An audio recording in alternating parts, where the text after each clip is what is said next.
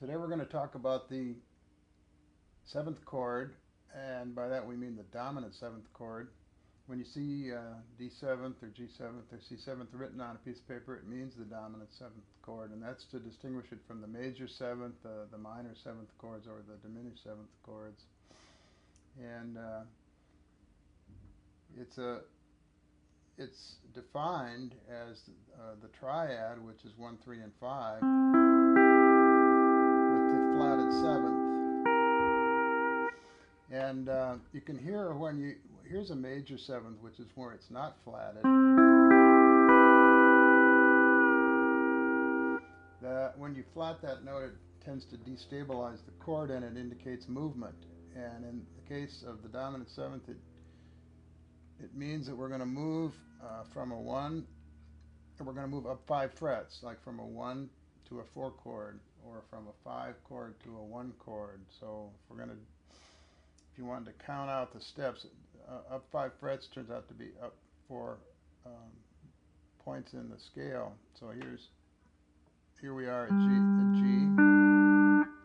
1, 2, 3, 4, 5. We're at C. So G, up 5 to C. And let's pedals down here at D, and then we go up to G. So now it works going from 1 to 4 and 5 to 1, doesn't work in the other direction. And whenever we have that change, we should use those seventh chords most of the time. Most 3-chord songs have 2 opportunities to use the seventh chord. When you're, say, if you're playing in the key of G, when you go to the C chord, you have an opportunity to do it. And so you would do. So I just went from G open to pedals down to C and I used the second string.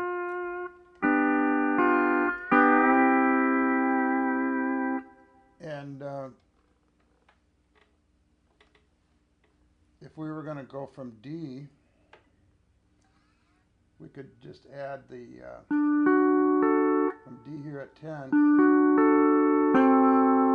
we're adding the 9th string there, which is the 7th tone. So we went talking about where to find these 7th chords. From the open position, you can lower the 2nd string, or you can add the 9th. Or you can go back 2 frets and add the A pedal. Or you can go up 3 frets. This is from the open position here. And you can play 2 strings. Now there I added the F lever, and I played 3 strings. You know, the 7th chord has 4 tones in it, but we rarely play all. We play some of them. And the most important ones that cause tension are the interval between the 5th and the flatted 7th, and the 3rd and the flatted 7th. So you can try to figure out which those are if you want to spend the time. So here's G, G7, going to C.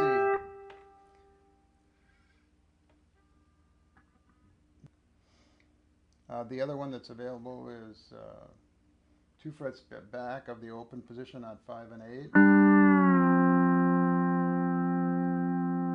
and lowering the 5th string a half with the X lever.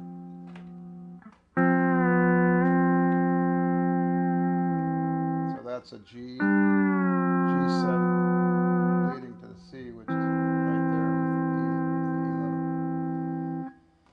From the pedals down position, let's go through the common ones. Let's just say on 4, 5, and 6. 2 frets back, let off the A pedal, and add the E lever. It's a 7th there. Going to the C. G7th going to C. And you can use all the string groups.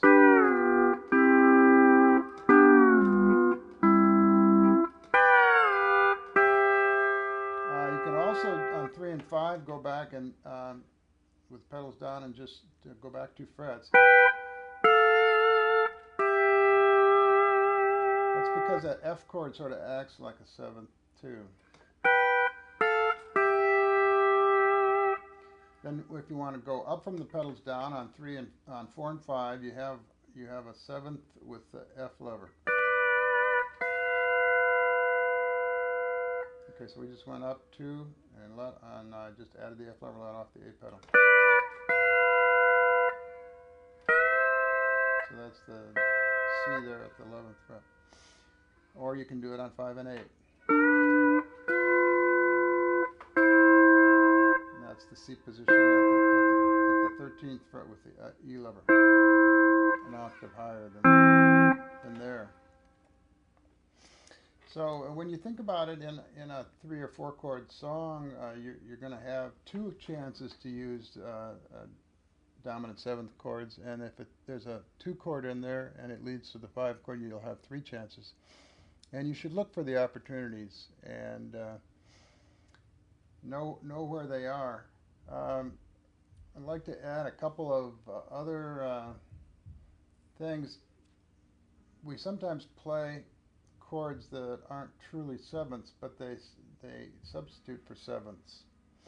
So, for example, here we are for a G. G7th, as we said, is up here, or with the F lever, but also with the E lever. You can use that. That's a D minor, but it'll substitute for a 7th chord. And so there are a few of those, and we'll mention them as we go along. So, as I said, look for opportunities to play these, and we start putting together some ideas for playing along with tracks. We'll mention how you can use them. There will be some written material that you can get by going to the tab website that's mentioned there at the top, and in diagram form you can see how these work and refer to that. A couple other positions. Let's say we're here at G open. There's a 7th chord substitution at 4 A and F and 6 A and F. So it's the G and the F chord, but leads to the C. There's another substitution from the pedals down G. If you go just back 2 and add the E lever, you get a 9th, which substitutes.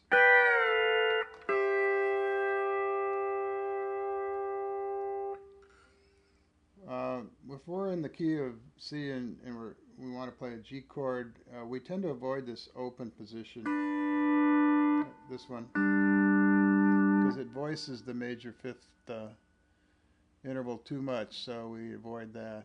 Doesn't sound real good. And then lastly, 7th chords are very popular in popular music, country music, but they're nearly every chord in jazz music and certainly very common in blues music. So worth learning.